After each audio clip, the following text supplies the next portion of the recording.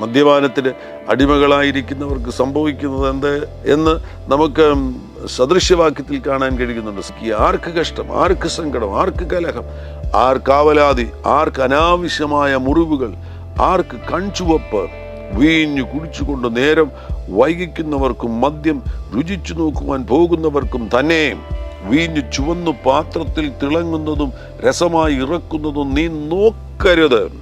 ഒടുക്കം അത് സർപ്പം പോലെ കടിക്കും. കേട്ടോ, ഈ ദുശീലങ്ങളുടെ പിന്നിലെല്ലാം പാമ്പ.